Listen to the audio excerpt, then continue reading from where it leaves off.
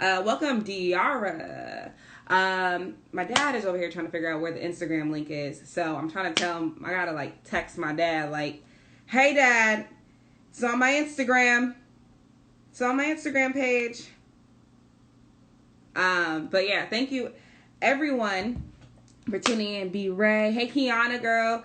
Hey Alicia. Alicia just celebrated her birthday. But everybody, we are on the 6th episode of Meet the People. 6 episodes. And for those of you that it's your first time tuning into what Meet the People is, Meet the People is a show that I started in 2014, and the purpose of it is to meet people that are just doing phenomenal things around the country. And when this whole epidemic took place, I decided, I was like, let me go ahead and make this live, and be able to interview a lot of people that I've been planning on interviewing. So I'm really super excited for this. If my brothers are tuned in, tell your daddy to send over the link to everybody, because he's over here texting me for the link.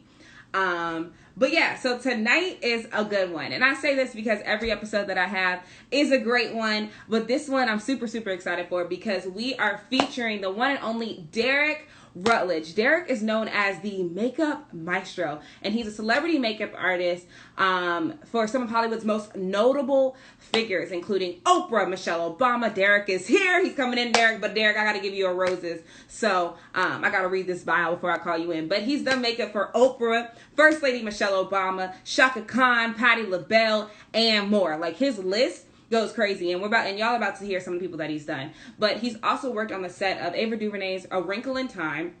Rutledge touches and transforms faces, erasing flaws and reshaping contours.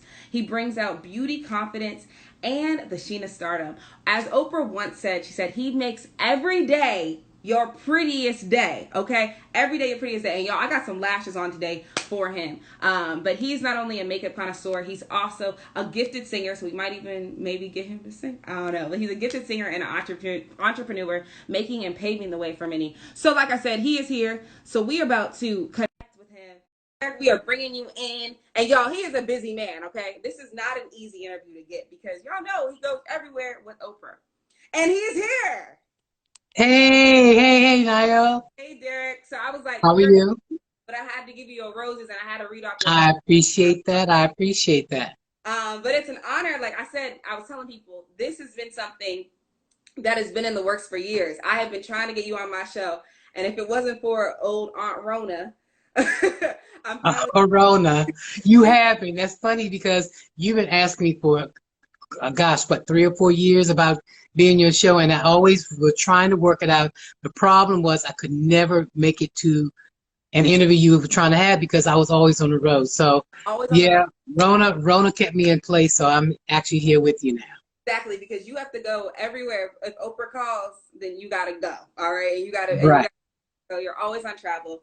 But before we get into the interview, I always do a game. And today's game is Meet the People, but we're going to be, it's some of the artists that you have done. So it's some of the people that you have done makeup for. So we're going to see, I'm going to give you 3 clues, and you have to guess who this person is. And you can get audience support. So you guys tune in, make sure you guys hear the clues, and you're going to have to guess who this person is, okay? Me? I'm guessing? You're guessing. Oh, I'm guessing. So this is a game for me. This is a game for you, okay? Okay. My dad is in here, and he said, you're looking good. He's Shaky Jake Well, 47. you know what it was? It was funny because, because we coronavirus and, I was saying, I've been letting myself go a little bit, but I said, you know what? I got to come right for you. Oh, You, your mom and dad, I had to come right for you all. I told people before you got on, I said I put some lashes on. I haven't worn lashes at all, but I was like, let me just put some on. You Um, put lashes on for me? I put lashes on for you. My producer was like, "Oh shoot, you." She said, "You popping out." I was like, "Okay." I did see you say you did something different with your hair. You did a curly, you're calling a curly fro? I call it my curly fro, but I took out my twist because Oh, okay. I brought out the curly fro. So that's gonna be Well, it my. looks good. It looks really good. All right, so we're gonna go into the game though. So the game is Meet the People, and it's gonna be 3 clues, and you're gonna have to guess who this person is. This is something Uh-huh. you've done makeup for in the past. 3 people, okay? Okay. All right, so this first person is. She's born in Philadelphia. She used to be in a girl group. Oh, you already got it. And she became known for her dessert or for a dessert? I think you already have it though. I think when you said Philly, as soon as you said Philly, I figured out who it was, and I'm say Patti LaBelle. Yeah, you're right. Okay. Okay. It's gonna get a little. Oh, Philadelphia gave it away. Oh, darn. Okay, it's gonna get a little harder. Okay, this one is from Houston, Texas. Okay, that's easy. Sure. She played the role of Gladys Knight on American Soul. And she has a hit single by the name of Motivation. You guys can tune in. You guys can help them out with the clues. That's somebody that I did makeup for? Uh-huh. Really? Yeah. Played the role of Gladys Knight? And I did makeup for them? Uh-huh. I'm pretty sure. Now, you're knowing more about me than I do. I was about to say Yolanda, but it's not Yolanda. Mm-mm. Look at the comments. People are gonna have some.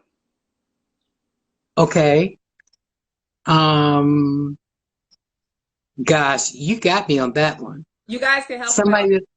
Somebody I did makeup for that lives in Houston now. Well, no, she's from Houston. I don't know if she lives there. I'm sure. From Houston. She played the role of Gladys Knight.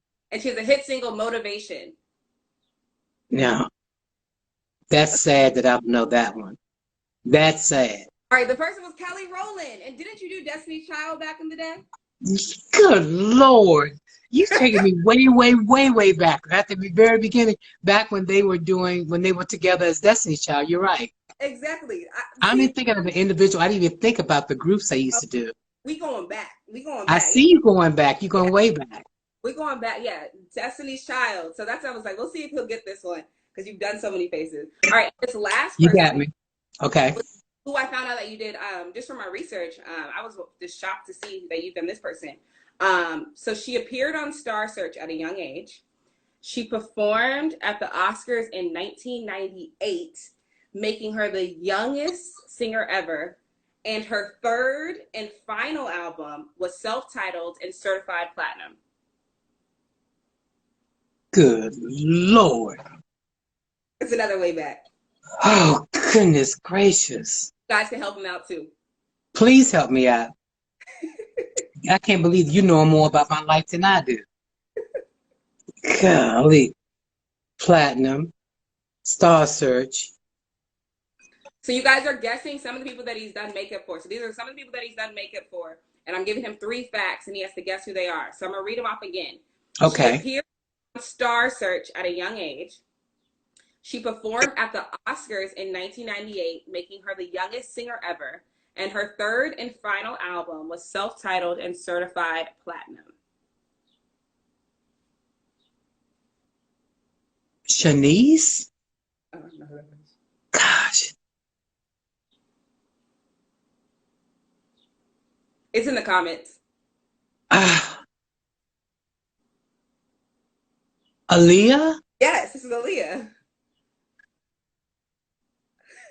Wow, golly. How did you even know that? Which one? Well, it's just called Google. How about Aaliyah? It's some Google research. Yeah, it was Aaliyah, guys. So yes, you did. Oh my God! And I have a picture of her. I have a picture. I think I only have a picture of her when I did her when she used to wear the patch. Oh really? Yes, I got to go back and find that picture. That's when I was working at BET. Yeah. As a makeup artist at BET. How did you know that? Google's my friend. Wow, you really taking me back. Yeah, but someone did say Beyonce. Yes, I did Beyonce back with when she was with Destiny's Child. But as far as Aaliyah, you blew my mind on Aaliyah because I didn't even know that you knew that. Because Aaliyah is, gosh, yes, you're good. You're good. You're very good. Thank you. I appreciate that. But that also is talent that you have because right there, just the fact that all these people, like I'm going through a list. I'm like, oh, he's done everyone. Like I had plenty of people to choose from, but those 3 people right there, I was like, oh, we have to talk about it. Wow, you're good. You're very good. I got to give you. That comes from that knowledge from your mama. That's where it comes from. And I do want to talk about that because you did. For those that don't know, so my mom used to work in television way back when, and I met Derrick because you used to work with my mother. before you got into this whole career of, you know, just becoming the maestro that you are when it comes to makeup, and the pioneer that you are when it comes to the makeup industry, correct? You're right. I used to work at Channel 9, CBS here, WDVM CBS network here in Washington, D.C., working as an assistant on the show called Morning Break, which your mother was a producer of, Yeah. with So Carol Randolph. You're right. yeah, my Back mom. when I was in high school. Oh, you were in high school then? I was in high school. I think it was my senior project when I was in college. I mean, in high school. Wow. And I went there as a intern and ended up getting a job there. So yes. Okay, so talk to me about that experience, or I guess more so talk to me about like your upbringing and your first introduction when it came to makeup and your love for makeup. Were you already interested in makeup during that time, or when was that first time you were like, you know what, I love doing this? Well, I've always loved art. I love to draw. I love to paint. Makeup was something that fell into my lap because I was studying being an opera singer. I literally was started taking voice lessons in sixth grade because I love to sing, and my whole dream was to become this operatic opera singer. And it got dropped into my lap while I was in college, and I just saw a love for doing makeup because I was doing fashion photography. From Mm-hmm. that course, what happened was uh, I noticed that the girls weren't looking the same in my pictures I was taking doing that elective. And I said, well, what can make them look better? So I said, asked them to bring their makeup to me. I said, show me what you have. I did their makeup. When I took the pictures, it looked beautiful when I took the pictures. So what I started doing was actually doing their makeup for all of my lessons when it came to doing photography. From that, I got girls all over the campus wanting their makeup done. And you know, being that you're in school, in college, you need money. That was a quick way of making some real fast money and also give me the experience of working on different face shapes and different ethnicities. Mm-hmm. And did it for cheap because, you know, we're in college, we don't have money. So I was doing it for $10 a face, but it gave me the experience I needed. Yeah, $10, but it gave me the experience I needed to become the artist that I am now. So from that, I just started doing makeup for anytime someone needed makeup done, I did makeup. Until I graduated from college, needed work because I worked my way up to I love television. So I Mm-hmm. worked my way up to being a assistant director at an NBC affiliate station in St. Louis where I went to school because I went to Webster University in St. Louis. But when I came back home to DC, DC being a major market, I was not able to get work. So they told me that what I would have to do is I would have to start all over again, interning. I'm like, no, I've worked my way up to this big time position in St. Louis. I figured I should get a job. So what I started doing was I started doing makeup for fashion shows, for singing for fashion shows, doing makeup for anywhere I can incorporate my music and my makeup. Um, it's what I did. I did weddings. So I would sing at the wedding, do makeup for the weddings. I sang at a bunch of funerals. I did the makeup for people in the casket. I was doing anywhere I incorporated the two Yeah. is what I did. So I got known for doing lots of weddings. Then I got the call from this German publisher named Rainer Lynn that wanted me to come in and assist Barry Fletcher on a photo shoot. The makeup artist that was in charge had me running around, straightening up his station, touching up the girls on set. That makeup artist got sick, and from him getting sick, the publisher had no time to go out and get another makeup artist. So he asked me would I be able to take over for him, and which is what I did. And he loved my work. And the first thing he asked me was, because the shoot was a lot of Caucasian women, would I be able to do makeup for Caucasians? I said yes. He saw what I could do, loved it, and then he started hiring me for everything. Wow. Went to Europe for a month and traveled all over Europe. I went to Belgium, Amsterdam, all over Germany, all over England, just doing photo shoots, all kinds of photo shoots. Created a huge book. From that book, I was able to go out and show my book of all the work I'd done and taking around to different agencies and started getting work. And then met Jamie Brown, who actually introduced me to Whitney Houston and quite a few other people. So I started traveling around doing that show called That's What Friends Are For. And I was doing all kinds of celebrities there. So I've been blessed to be able to, because of my personality and my talent, to have wonderful opportunities just drop into my lap and then go on from there to becoming the head makeup artist at BET for 5 years, which is how I met most of the celebrities that I did makeup for and also created relationships with them. Yolanda Adams, Shaka Khan, CeCe Winans, Wow.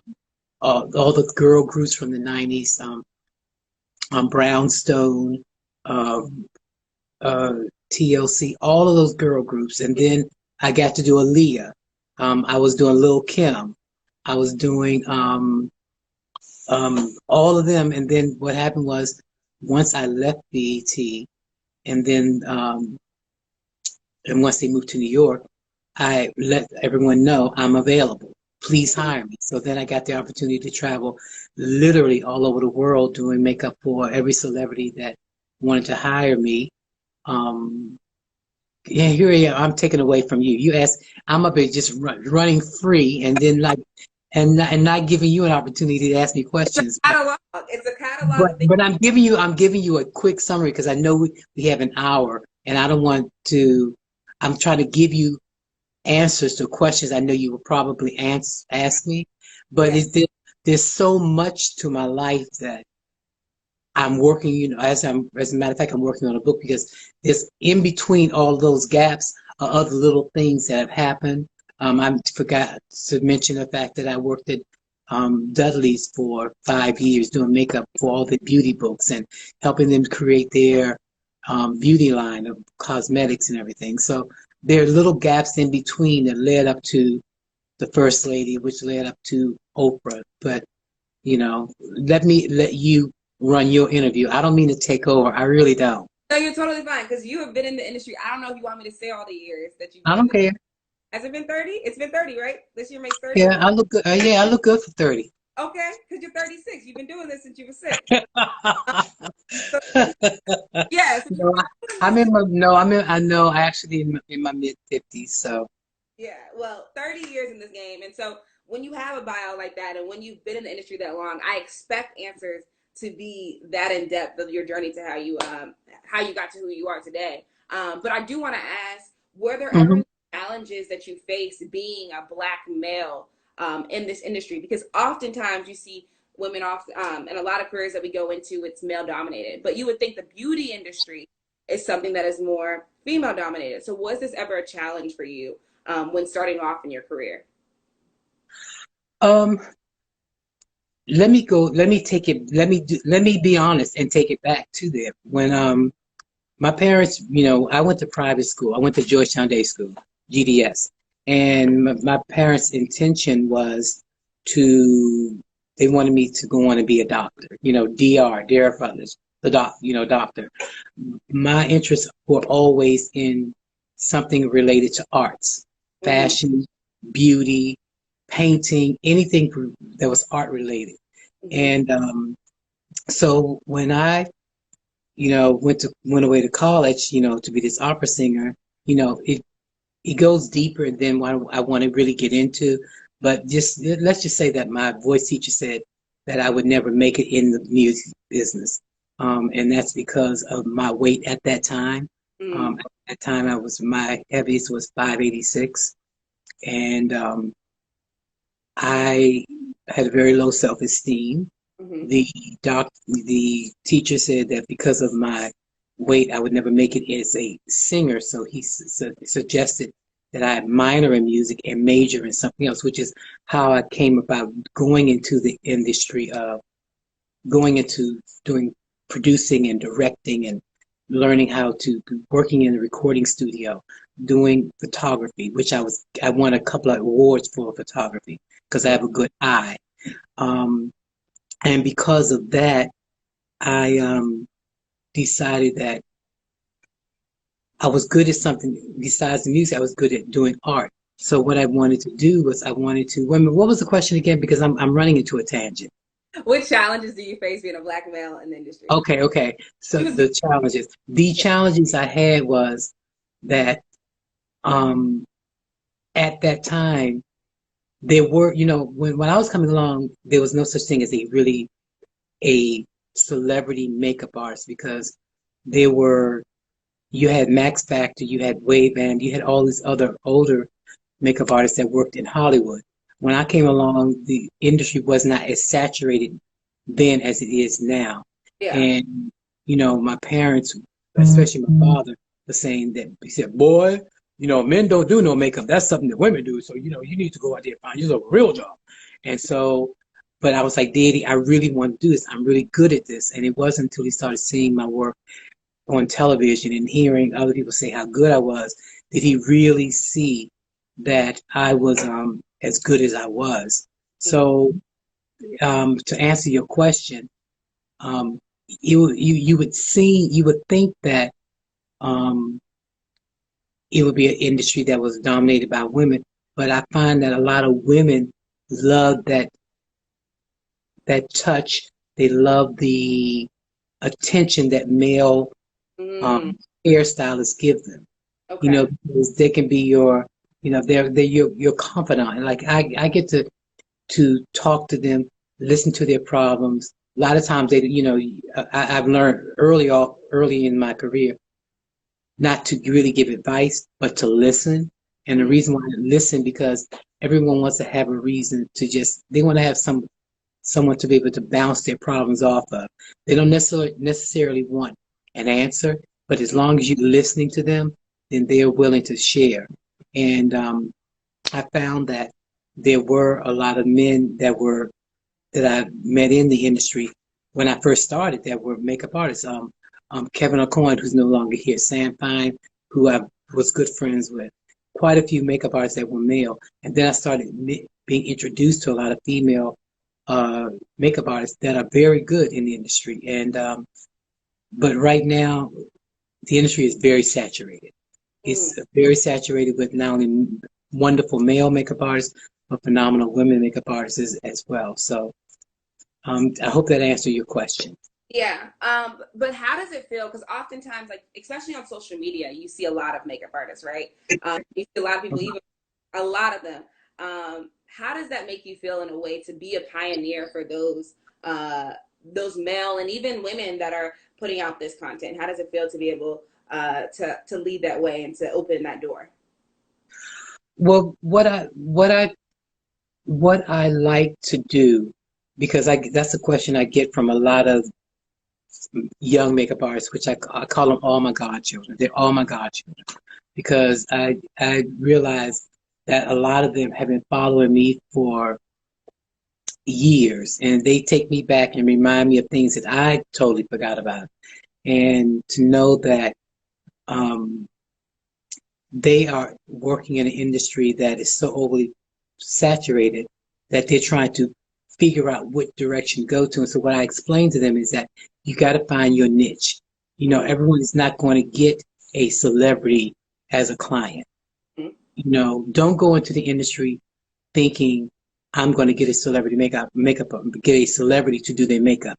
Go into the industry because you love doing makeup. You love pleasing people. You love making women look good. Because when I first started doing this, I was not looking.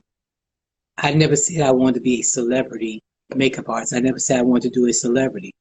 They fell into my lap because of my heart, because of my talent, because of word of mouth.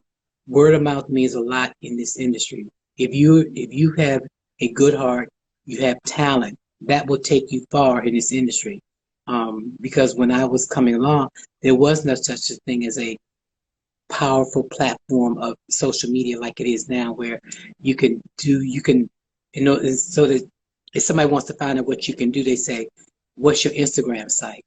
Mm-hmm. And you go to your Instagram site and they see all your work. I had to go through and I had to put my test with photographers, get the work, put it in books, send the books to the agencies or wherever, and then I was constantly having to do makeup for books. and getting books out. Whereas now all you do is make up a couple of friends, get some really good work, put it on social media, and people base, they book you based on that. So it's a lot easier now. It's just overly saturated now.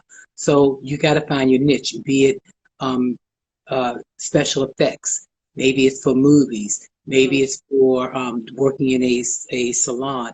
Maybe it's working in a department store. You got to find your niche and go into it knowing that with what you love to do, that you're going to find somebody that's going to love your work enough to want to pay you for your work. Because a lot of these people a lot of these makeup artists that I see on the gram doing a lot of this stuff, when I meet them in person, they're heartbroken because it's like all this work that I'm producing and putting out, and no one's calling me. And that's because you're not getting, you're doing it for the gram, but you're not doing it to get clients. So it's an overly saturated industry. But if you work it, if you come up with some nuance, some way of getting people to notice your work, and you come out with a product, like I'm working on some things now, because the way with what's going on now with this Rona that's going on, things are going to be a lot different, the way people are being handled and how people are going to see beauty, because now the whole thing now is sanitation, and you have and the way you approach coming to a job. I one thing I do is I'm very clean. I make sure that I look good when I walk into a job. I'm smelling good. My hands are clean. The presentation of my makeup, how it's laid out, all of that plays an important role in how the client remembers who you are. So those are very important points when it comes to going after a job. Now I'm always getting the question, well, how do I go about getting these jobs? Yeah. And I know that's going to be a question you're going to ask, because that's something that I get from all. Right? I get that question all the time. Well, how do we go about getting these jobs? Well, and I don't want to say you have to be in New York or be in LA, but a lot of those jobs are there. When it comes down to doing a lot, New York, yes, because of the fashion and beauty industry. LA because of the music industry. But then you also have people like Tyler Perry, who has this huge studio that he's opened up down in Atlanta. I know quite a few makeup artists and hairstylists that have left other parts of the country and have moved down there because of the opportunities that have opened up for makeup and hairstylists down in that area. New Orleans is another area where they do movies. I know they do a lot of them in Toronto. They do a lot in Chicago. Yeah. Now that what's going on, I don't know how long it'll be before this industry opens back up, but those are areas that they shoot a lot of movies when it comes down. And then because these areas have an influx of celebrities, that's a way of meeting other celebrities. Like, a lot of these reality shows. I have quite a few makeup artist friends who work on a lot of these reality shows, and because these reality celebrities have loved their work, they book them for other things that they're doing outside of the show when they're doing special events and making special appearances. Now, what I can say is that it's good to, I noticed that when I'm seeing a lot of the beauty that a lot of makeup artists are putting on the gram, a lot of stuff is pretty for the gram, but it's also good, and it draws a lot of attention. But then what you need to do is also remember that a lot of that overly done makeup is good for what you see when you're scrolling through the net. But then when you get to the person, when you're working on someone in person, you got to tone it back a little bit. So what you need to do is practice on doing something very soft and natural that's more approachable when you go into the street. And then also have your makeup for the internet. So just know the difference between makeup for television, makeup for a for photo shoots, makeup for daytime, makeup for weddings. Just know all your different types of makeup. You have to be able to know how to peel it back when you have to. Yeah. Because a lot of times what they're actually seeing, all those different layers of makeup that you're putting on the person when you see it, when they're showing you under eye concealer, then foundation, then dark up here, then white, and then black, and then line, all of that. And even when you blend it, then they go right back in with the more concealer, then one layer of powder, then another layer of powder. Then by the time you put all of that on, it is so much makeup that's caked on that you don't see the person. And one thing you have to learn how to do is you have to learn how to peel back a little bit so that you can see the person. Because what I was always known for was taking someone and enhancing their beauty, not making them over. Yes, it's called makeup, but it's not good to make someone totally over. It's good to enhance who they are, and just learning how to enhance someone's beauty. So awesome. And something that you mentioned early on was that this industry is oversaturated. But I also hear, especially when it comes to a lot of talent, is that when they walk into these makeup rooms, a lot of these makeup artists, especially black and brown talent, so people that look like me, we walk into these rooms and a lot of the makeup artists don't look like us or can't do our face, right? They're like, oh, well, I don't have the right concealer for you. Like, or how do I do a black person's face? You know, I've watched a lot of different interviews and lives where people were just like, they've had to do their own makeup because they're not hiring the people that often look like them. How do you feel about that still being a complaint in 2020? to be honest, Naya, I'm actually shocked to hear that now in 2020. Mm-hmm. I really am, because I know when I was coming along, I could have seen that being a problem then. I can't believe that's still a problem. And reason why I say that is because we all come in so many different shades, from even the Caucasians that you run into. Yeah. They still coming off in all different shades. And I don't understand why that is still a problem when the industry is so full of all different ethnicities. Mm-hmm. So you actually heard that from a lot of people, though? Yeah, so I was actually just watching an interview with Cynthia Erivo, who played the role. And she's talking about how there's been times where she's come on the set and there would be one black person that's doing somebody else, but she'll go and do like a guy or something. Or they'll have her doing somebody else, and then a white person will be doing it, and they don't know she's like, oh, how do I do that? And that is true. That is true. Like when I was coming along, I had to know how to do white, black, Indian, Asian. I had to know how to do everything, because they love to test you. There's always a test. Can you do this? That's why I said my friend Rainer Lynn from Germany, he asked me, can you do white people? And I'm like, yes, I can. So I had to prove myself. Once I did, he started hiring me, because the problem he had was he did find that a lot of people didn't know how to, everybody could do white skin, but they couldn't do black skin. Mm-hmm. A lot of makeup artists say he was hiring, and those were white makeup artists. So as an African American working in the industry, it was important that I had to know all different ethnicities when it came down to doing makeup. Yeah. But that was then. I had no idea it was still like that, because of the fact we work in an industry that is so overly saturated with African American celebrities. Mm-hmm. So I am shocked to hear that. So I don't know how to answer that other than say it's a shame that it's still happening right now. Yeah, people still complain about that. Yeah. And I think it might also be a little bit different, though, because if you're working with, solely, I guess, like one artist, so because you work a lot with Oprah, maybe they don't have the opportunity to work with a Derrick Rutledge. So Derrick Rutledge is not on those sets as much, right? Right, but there's still a lot of good makeup artists out there. I mean, I have a lot of artists that I call my godchildren. Kill Pretty in New York. I have one that's in Florida. I have a lot here in DC, and they do get an opportunity to work on all different ethnicities. That's why I say it's shocking to hear that still is like that. And I know Cynthia Erivo very well, and I know her makeup artist that does her on a regular basis. Yeah. That's in LA. So I can't believe that, like I said, and every when I ran into Cynthia, when I run into quite a few of the African American makeup art celebrities I work with, all of their makeup artists are African American.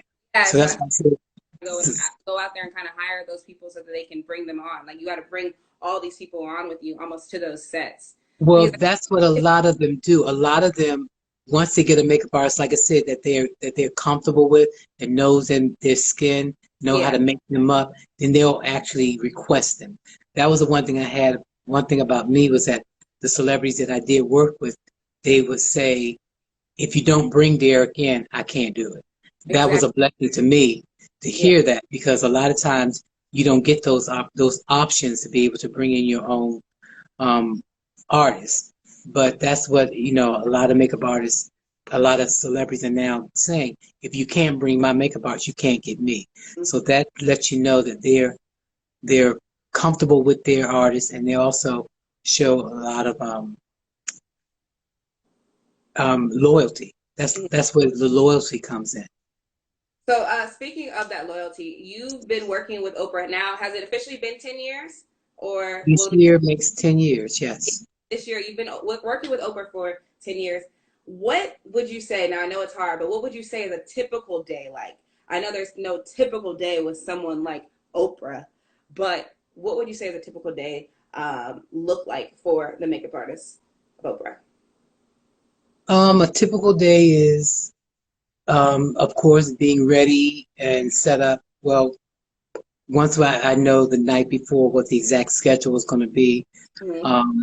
getting myself prepared so that I get to the studio or the makeup room at least no later than half an hour before I know that she is supposed to show up, and then set up the makeup, everything laid out nice and beautiful, like I said, because that presentation means a lot. Okay, Um, yeah, I know what the event's going to be, so I have whatever lash I'm going to have set up. Everything is set up, nice and neat. I walk in, um, we greet each other. Um, Other little things, I make sure that, she has something to drink, maybe a banana or a piece of fruit, or she has, someone, we find out she needs something, maybe a boiled egg or a piece of toast or some coffee, whatever. Make sure that that's, set up and ready for, or we order it for. And then we go into makeup. Now, she's a person that likes it, she has so much on her mind because she has scripts to go through, books to read, so she likes the situation to be quiet. With me, I like music, so I'm singing in my head.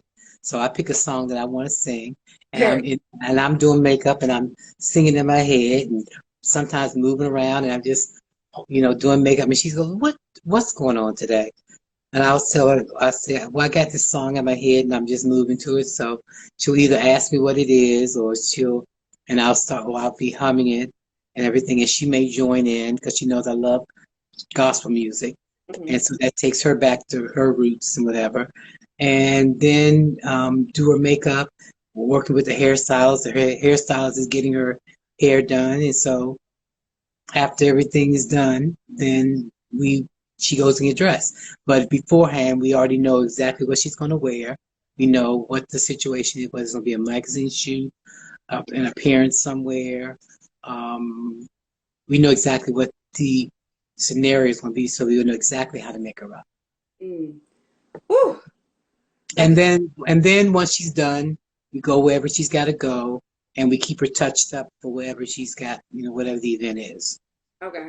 And also, I see that there's like 3 questions in here, and about at the last 10 minutes of the interview, you guys, I will be answering your questions, so keep them coming. I see that they're here, and I promise you, I will get to those questions. But I still got questions of my own. But I also want to know, you also did makeup for First Lady Michelle Obama, and so Yeah. you were doing this simultaneously with Oprah. But talk to me about that audition for Michelle Obama, because I read it on Instagram. I saw what you said. It was more so, it was sort of an audition, but it ended up being a look that she actually used when you auditioned. So talk to me about that. Okay. The audition was weird. Weird because I literally didn't believe that it was. I didn't believe I was getting the call for real because I was literally on the highway on my way to visit my mother, and then a friend called and said, "Derrick," he said, "Okay, if I give someone your number," I'm like, "Yeah, I'm a freelancer. That's how I get my work. So yeah, go on and give him my number." And so the phone was ringing and was ringing. I'm looking at the phone and I'm like, looking at it going, I'm not answering that. It was weird. It was a weird number. And so I didn't, I kept looking, I didn't answer. Looked at it, didn't answer. So then my friend called back and said, "Derrick, why aren't you picking up the phone?" I said, "Because it's some weird number that's coming in." And he said, "No, those are the people. You got to answer it." And so when So they you called, call first. huh? You What? call first. Yeah, Oh, yeah. yes. It was the, Part of the story. what'd you say? I said you never hear about this part of the story. The You, call was Niall, if somebody's calling you from some weird number that you've never seen and it's got, I'm like, I'm not answering that. I don't know if it's a creditor. I don't know if it's somebody trying to, so I didn't answer it. So when they said answer it, I answered it. And when they said, "Hello, Derrick, this is so and so from First Lady Michelle Obama's office. I'm calling to see if, you would like to come in to do an audition for the First Lady." I'm looking at the phone going, right. Okay, who's punking me? I said, "Who's punking me?" And he yeah. said, "No, this is real. This is for real." I said, "Okay, here's my manager's number. Call him and he'll let me know." So I called my manager, said, "Someone called me from the White House saying that they wanted me to audition. If they call you," I gave him the number, "let me know." So then about Believe 15, 20, what'd you say? didn't believe it was real at first. No, I did not. Because who just called you to ask you about something like that? But I mean, when You, you're Derrick Rutledge, I think you should expect something at this point because you had already you already had a great resume by then. But go ahead. You were right, supposed you do, but you don't expect something of that caliber to call you up. okay. So when my manager called, he told me, "Where are you?" I said, "I'm almost at mommy's house." He said, "Well, once you get off the highway, call me back." I Uh-huh. called him back, and he told me who it was, and I'm like, we're like, "What?" Yeah. And so when he told me, I'm like, "Okay, I gotta call my mom. I gotta call mom." That's all I'm thinking, like, I gotta call mom. I gotta call mom. And so I called her up, I got off the phone. I said, "Are you for real? Are you sure?" He said, "Yes." He said, "But they're gonna call back and they'll give me the exact time and date." And so I called mommy up. She said, "Oh my God, what? Are you for real?" I said, "Yeah." She said, "Where are you?" I said, "Up the street." She said, "Derrick, you could have waited to tell me that when you got home." But I was just so excited because when you something excited like that happens, you want to call your mom or your daddy, whatever, and let them know.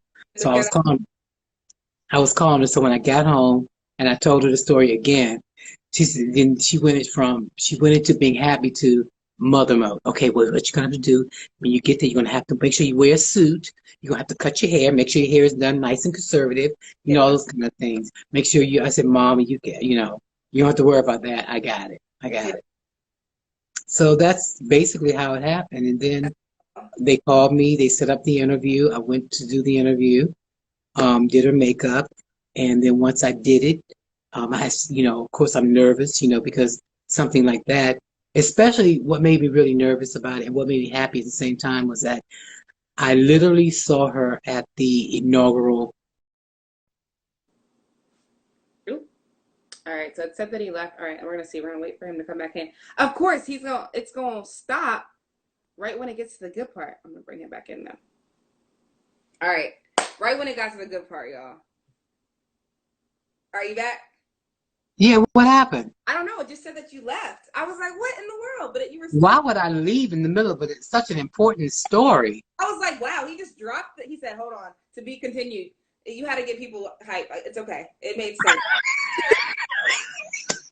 We're talking about Okay, but no, I was saying that when I got there, of course, I'm excited and nervous at the same time, and I'm not knowing what it is that she wants. I said, "What is it that what does she like?" And they said, "Just do her makeup." And I'm like, "Okay." And I'm a very soft painter.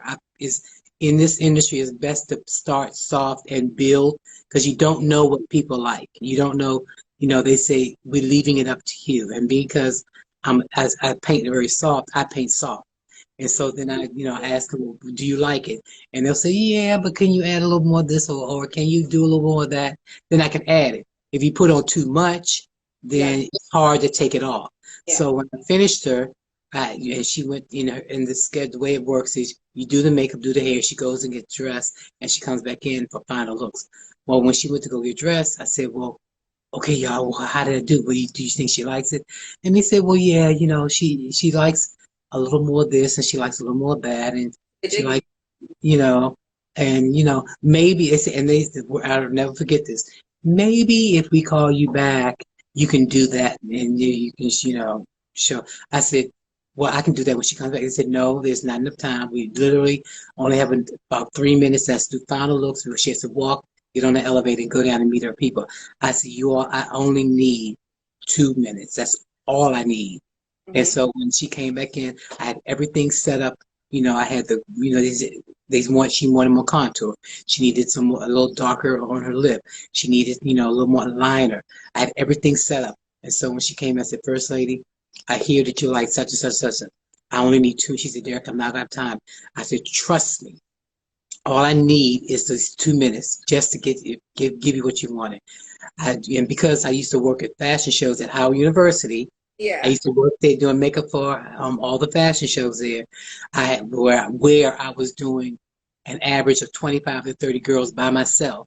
I got to do. I had a system where they set up in a line. They lined up across the wall. I had the makeup set up on a little rolling table, and I would work with both hands.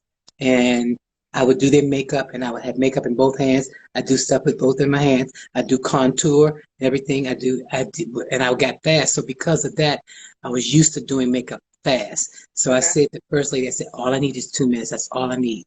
And so I did it. I gave her more contour. I lined the eyes. I lined the lip.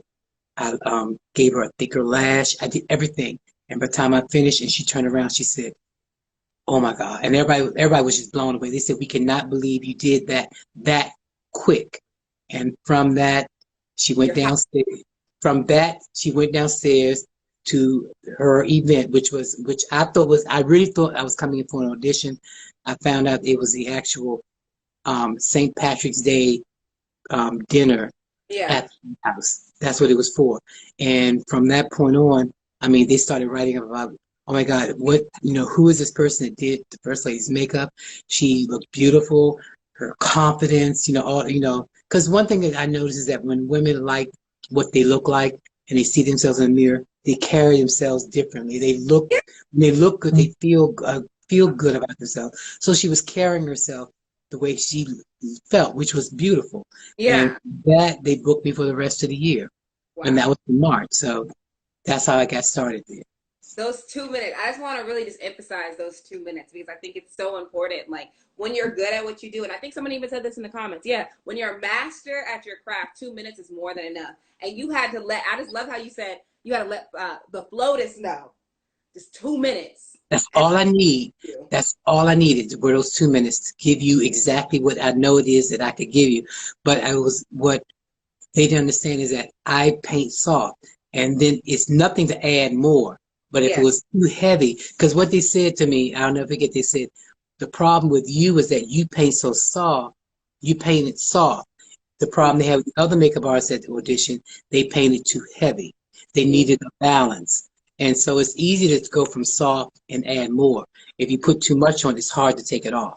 So by me needing those extra few minutes to add what I need to add, it was a difference in getting the job and not getting it. And I got it. Exactly. And you worked with her for 3 years, correct? Almost 3 years, yes. Right? Because what happened was Oprah saw the difference and the change in her, and she auditioned me, and I was working, and she loved what I did as well. And so she wanted to know, well, how can I work with you as well? And I'm like, well, you all are friends. Can't you all figure it out? So between Oprah and Michelle Obama. Well, between my management and the East Wing, working my schedule, I was working with both of them at the same time. Uh-huh. I had no idea how grueling it was going to be because it was literally going, and that was when she had the last year of her show in Chicago. So I was literally flying between DC and Chicago. Yeah. I would leave, work all day at the White House, leave on the last flight to Chicago, start makeup at 7 a.m. in Chicago, get on the last flight out of Chicago, be back in DC to start makeup at 7 a.m. in That's DC on you the really last flight. So that's how I was doing this. Sometimes it'd be 2 days in Chicago yeah. and leave on the last flight, be back. In 2 days, I was doing that, and it became too much. And at that time, I was dealing with the fact that my mother was going through, she was ill. She was going through chemo treatment. So, and being the oldest son and trying to keep her happy and keep her things, her going, and then making sure that I had family and friends that would take care of her, that was constantly on my mind. And so, and which is why I started my Facebook, way back then, was because I wanted her to have a way of communicating with me wherever I was in the world. Well, really, before that, I had Facebook back when it first started so that she could keep in touch with me and I could let her know and my family at church, because I you know how much I love church. Yeah. And whenever I'm in DC, I go to church. But when I'm not, I want to let my church family know where I am. So that was my way of letting my church family know where I was, by being on Facebook. Yeah, I think it's so important is that while you were flying between DC and Chicago, if he was in DC on a Sunday, this man was in church. Okay, so yes, he's I was sitting right next to his mother, right there with his mother. Sometimes I would look down, I'm like, wait, didn't Oprah just speak here, or is it Michelle? Like, and literally, I'm like, he's here, and he was like, oh, I have to get on the next flight out. But you made sure that you were in church, and I just wanted to just make sure. I think that's probably why you have been so blessed in your career. Was just that was one thing that you made sure that you were there. always. And mention your mom before we even go into the other questions, because we only have a few more minutes left. But I do want to mention your mom because his mom was a legend herself. All right, a DC educator, and she was a legend and someone that I truly loved, and she was so proud of everything that you did. Every time I would go to church, she would always tell me something different about that's something that you have done. So I would be remiss if I didn't mention the legendary Deaconess Regina Rutledge, who raised you and made you the person that you are today, and she continues now. And at her a lot of me is her. Yeah, and at her funeral, messages and notes from Michelle and Oprah. Okay, so now they've sent both messages. All right, so I'm gonna go into the questions though, because there are about people right here. And I'm sorry I took away a lot of your time. It's just that my life is so extensive. My life is so extensive that I'm just touching on stuff. I'm trying to touch on stuff, but it'll all be in the book. Yeah, no, Derrick. This is about you, okay? No, you have all my time. It's totally fine. But we're going to do some quick makeup tips because I did see some stuff in here. People were asking, what are we doing during this quarantine? Okay, we're stuck in here. My eyebrows are looking a little crazy. A lot of this stuff that I can't get done, it's not considered essential. Quick makeup tips to share with the people. That's one of you. All right, let's see. Okay, I don't know if you can, this one's, it might be a little bit elaborate for like our 3 minutes that we have left. But looking back, did you ever think that you would make it this far? Did I ever think I would make it this far? No, because I didn't think, I never had a vision as to where my career would finally would take me. I knew I've always had a desire to be the best me I could possibly be. I just didn't know what that would be. And I still have visions of other things I still aspire to do and aspire to go. So I have other, like, while I'm sitting here now, I've been showing this around. I carry my book with me because as ideas come up, I'm writing them down constantly because during this time period, I've got ideas that I want to accomplish and things I want to do. And so as they pop up, I write them down. A beauty tour that I want to do, a couple of products that I've been working on with a manufacturer I want to come out with, radio interviews that people have asked me to do that I would like to do, and doing this time period, this platform of being going live is actually giving me an opportunity to work on my skills of being interviewed, because I was one who was very shy about talking to people, but doing this is giving me an opportunity to start talking to people, answering questions, communicating with people. So to answer your question, there's still so many things that I want to accomplish. And the main thing is right now, spread love, live love, and then give love back. Because oh yes, they did ask me that one. do you want to talk about that or no? I can. I'll talk about it briefly. Okay, yeah. So why did you? Yeah, go ahead.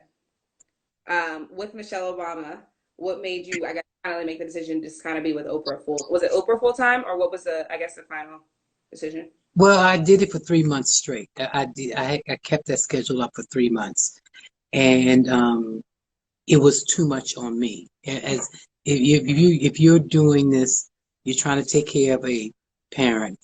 You're trying to take care of a parent.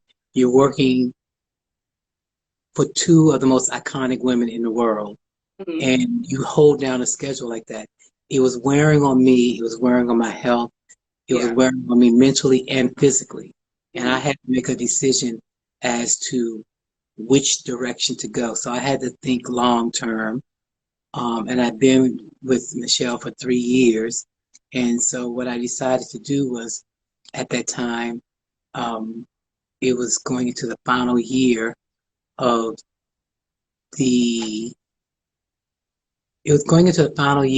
working with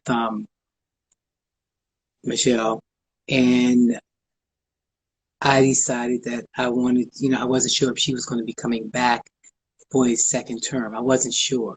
And what I decided to do was help them to find someone that I could help.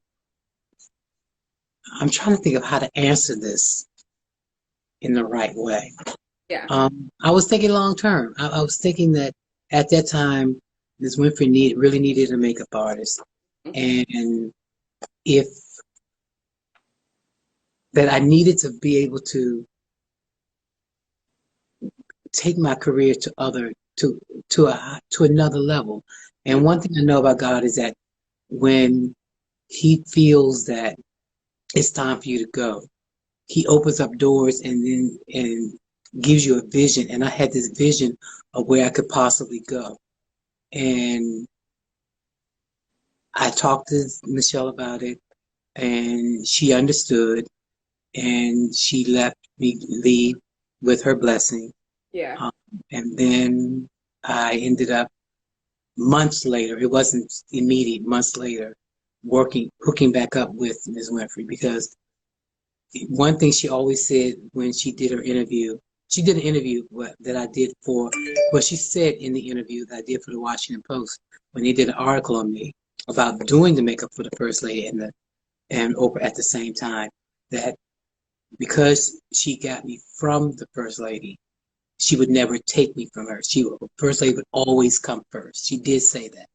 So it wasn't a thing of them, it was me that had to make the final decision, because she got me through me working there.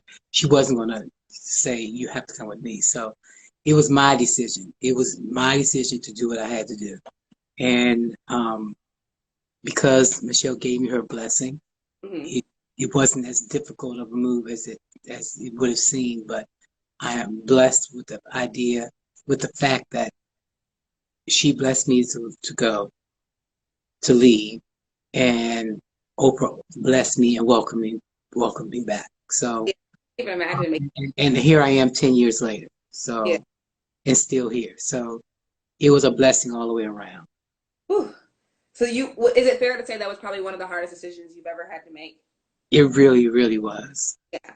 It really was, because the job was a prestigious job. It was very prestigious. I mean, I got to fly wherever she needed me to, wherever she went, I was there. And I also got an opportunity to not only do her, but I also got to do President Barack Obama as well, because whenever they went to events together, Yeah. he had a makeup artist. I did her makeup, but when they had to do events together, I had to end up doing both of them because I flew on Air Force One to do both of them. So I got an opportunity to do both of them. Mm-hmm. So, um, so it was a blessing that it was a blessing. Like I said, I am truly blessed. I'm blessed Yeah. and favored. Yeah. Blessed, as Clark says to say, blessed and highly favored. Yeah. So it was it was going to church every Sunday. And yeah. I still will never understand how you were able to do it all. Because I would look down and I would see you and I'd be like, oh my gosh, Derrick's here. And it was just, so I commend you because I can't even imagine It how. comes with sacrifices. It really does. There are other sacrifices that you give up to do to have the career I have, the life I have, comes with sacrifices. Now what's important to me now is family. What's important to me is my social life, which I let a lot of my social life go because of my, putting all the emphasis into my career. Mm-hmm. So you have to, there are sacrifices that come with getting, having this type of a career. Yeah. So now that I'm getting older, I want to have a more fruitful social life. So that's what I'm working on now. And what I'm wanting to do now is that's why I wanted some products, because that will come with me working smarter and not so hard.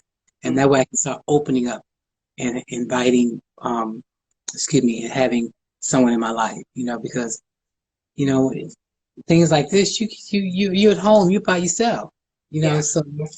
so this is where you want to be with someone. Mm-hmm. And those are sacrifices I gave up to have such a wonderful career. Oh my God. I see my dad's over here trying to co-produce. I don't know if it was my dad or my mother that said that. They said, tell us about the White House trip you arranged for your mother. But we do have to end up closing out and talking about what you're doing next. But because it is my father. The trip I did oh, you mean when I went with Mommy, you got to go to the White House with me? I guess, yeah, that's what he's talking about. Okay, Dad and Mom. Mommy always, my mother used to always take me back and forth, took my father to work. And we were all in a station wagon. We were in one of those old-fashioned station wagons where the back seat faced the back way. And so we would all pile up in the car, all the 6 children, my mother and father. And my mother would take my father to work every day, passing the White House. Excuse me. Mm-hmm. And so she always kept saying, gosh, I would love to go to the White House. I would love to just, go to the White House. And I never, ever forgot that, because even, back then you always could, you could get this basic school tour where you come in, you walk, start in one end, you walk down the hallway, you Mm-hmm. pass the blue room, the yellow room, the red room. There are ropes there, so you can't really go in there. They show you all the rooms, and you're walking along a rope, and then you head on out the other end, And so it always, it always stayed in my mind that Mommy really wanted to go to the White House. Yeah. So when I got the position to be First Lady's makeup artist, that always stayed in my mind. I would love to bring Mommy to an event here at the White House, and the one thing that really meant a lot to me when people ask me what is one of the highlight moments in your life, and there were 2, because my mother really wanted to go to the White House and be there other than a tour, and she also loved every day to be able to watch over at 4:00. That was the one thing that we always did. But let me go back to First Lady. And so what happened was, I took Mommy as my date for the White House Christmas party. Mm-hmm. So, and that was in her, that last year of her, it was that last year before, she passed, and she was in a wheelchair, and so because it's so many steps you have to go to get into the White House, I talked to them about and told them what was going on with my mother. And they normally don't allow people to be wheeled all the way to the door. And so for me, they did that. They let her be wheeled to the door. And so I told Mom, he said, Mom, you can stay in the wheelchair. They'll roll you around. She said, no, I want to walk. And so she used her cane, and she didn't even use the walk. She used her cane and came in, and I kept her by my side. And she, got in line to get her picture done. I explained to them, everybody, who my mother was. Everybody was very happy to see it because everybody knew what her situation was because they knew they loved me. So when she got her picture, which the picture's over across the way on the do you have time for me to go get the picture? Yeah, we have time. Yeah. Okay, yeah. Hold on one second, y'all. I'm gonna go get this picture. Okay. As you he's right now telling a story about when he had the opportunity to take his mother to the White House because as a child, they would drive by the White House and she would say that she always wanted to go. And our moms can say stuff like that. Not everyone can be able to make that a reality for someone. So because Derrick was so close with the First Lady, Michelle Obama, he was able to make this wish come true for her, and she was able to actually visit the White House before she passed. I believe it was like within the last year, because I just showed the picture to me at church. So y'all won't get to see the picture, because Derrick now has a picture of his mother at the White House. So I keep this on the bookcase. This is Mommy. Look at that. Oh, it's so great. Let's see. Tilted down. Yeah, perfect. There we go. All right, you guys see that? That's so beautiful. Wow. And I know she was so happy. And she never came there at all, huh? She said she was going to stand up. Well, we had it. I threw it across the way to one of the people, and they held it. And she took her picture. She talked to both of them, and she was telling them, because they don't give you much time. You have to go in and take your picture and then go. But they took time to talk to her and tell them, both of them, how proud they were of me and what I meant to them and everything. So it meant a lot for her to have this picture, because what she did was every time she went to her chemo treatment, she would carry this picture of her and the First Lady and the President, along with the picture of her and Oprah, because during that last week of the Oprah Winfrey Show, I brought her and my aunt in to be a part of that last week of audiences that they did for the Oprah Winfrey Show. So she took the picture of her and Oprah together, along with this picture here, and she would always take it to chemo. And she would actually, and wherever she went, she took the picture and she showed people that how proud she was of me and what I'd done. Yeah. And I loved what this did for her was it pushed her to be here as long as she did, because it gave her something to hope for and look forward to and to talk about. So that's why this means a lot. That meant a lot to me. Yeah. Do that. And then not only did I do it for my mother, but I did it for my aunt too, her sister. So both of them got an opportunity to go to the White House for the Christmas party. And then I brought them both in to meet Oprah.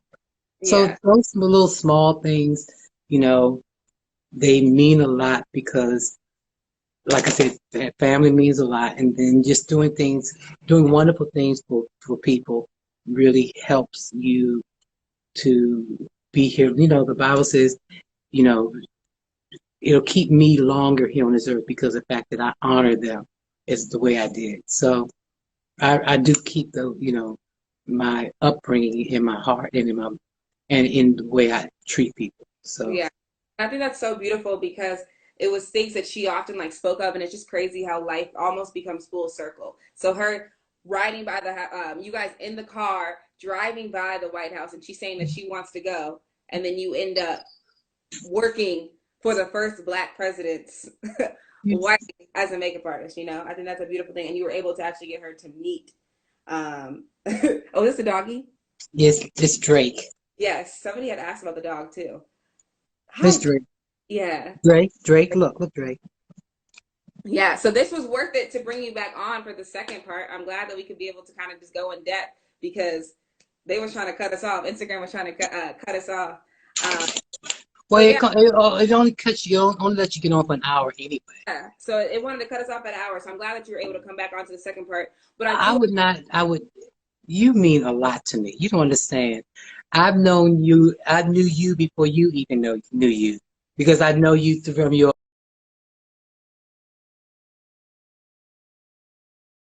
mother and your father, especially Jan. I mean, like I said, Jan and I go back to when I was in high school. So before I even knew your father, I knew your mother. So of course, this has meant a lot to be able to do this for you. It's meant a lot because of the fact that I watched you grow up and become the wonderful woman that you are. And I'm very proud of you, your brothers, and what they've done and who they've become. And I look at you as my family. You know, mommy's not here, daddy's not here. So you all are like my family. So this meant a lot to me to be able to do this for you. And the fact that I'm here and I have no excuse to say, well, Niall, I can't do it because I got to fly this place or fly that place. Why not do it? So this meant a lot to me to be able to do this for you. Well, that means about to have me emotional here on live, and you know I Well, it means a lot. I'm getting emotional thinking about it. So, yeah. appreciate it, Derrick, and I'm so happy that everyone can get to see who you are. And I also, before we get off, I really do want to talk about this book that you have a book coming out, and just people can constantly reach out because I know you're mentoring people that are like you said, you call them your God baby, so people that are up and coming, your products. There's so much that is Of this music video, we were worried. But you yeah, know, as a kid, I was beat up and bullied all the time, which is why my parents put me in private school because I used to be. I was always different from everybody. I was a chubby little kid mm-hmm. that used to get picked on because of the fact I was smart. I was always smart, but because I was smart, I used my smarts to keep from being beat up by doing the makeup for all the bullies and meeting them in the at the playground and giving them all their homework that I had already done, so I wouldn't to keep from getting beat up. It was because of that my teacher saw my handwriting on all the paperwork and brought my parents in and said, Derrick is doing the makeup for all he's doing homework for all these bullies to keep from Yeah. being beat up. But yet, and so we got to figure out a way of getting him out of here and putting him in a private school. So it was from that led me to be in private school. So everything in my life, every step of my, audio steps, every step in my life has been ordered to lead me up to where I am now.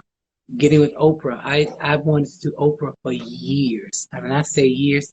Back when I was working at BET doing all the celebrities that I would do, I would always turn my TV on at 4 o'clock. I never let 4 o'clock go by, and I Yeah. would watch Oprah, and I would call Daddy up. Daddy, you watching Oprah? He said, Mm-hmm. yep. But and I would call Mommy up at school. Mommy, Oprah's got something interesting on, and she's at school, as a principal. I said, Mommy, you got to turn on the TV. Oprah's on.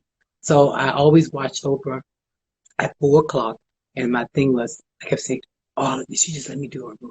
I just need one time. I just wanted to see me do her makeup one time, just one time, just one. She just needs to do me. I just need one time.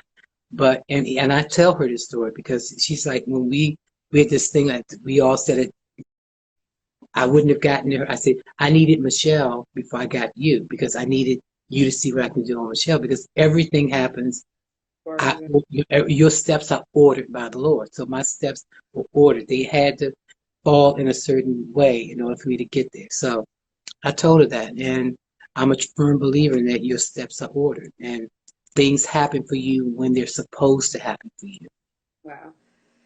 Derrick, well, I don't mean to be so deep, but I'm a firm believer in that. and it's so important, and it makes me even more excited for this book of yours because, like you said, these steps and what it took for you to get here, the power of your words, the power of continuing to work and having those extra 2 minutes and those 2 minutes of being able to master your craft. I think it's so important. I think that everyone that is in here and everyone that's going to watch this later on is just going to be thankful to kind of to be able to hear your journey and to understand that you almost manifested this and you believed in yourself, you worked hard, and that's where it got you where you are today, 10 years in the game with Oprah, Right.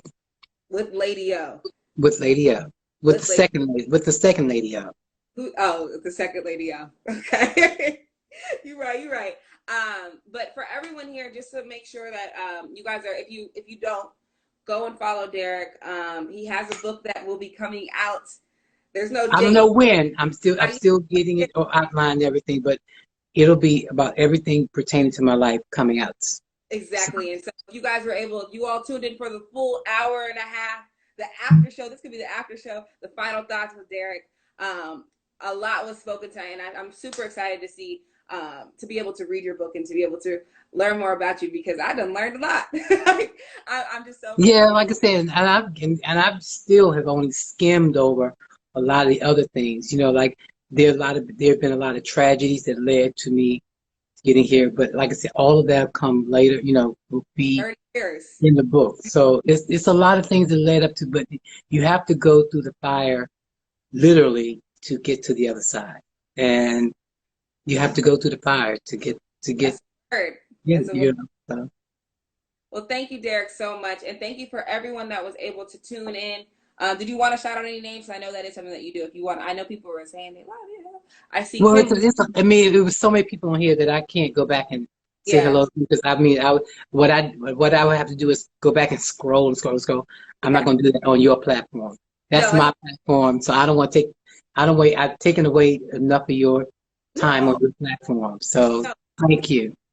It's fine. Gems were dropped. I'm here just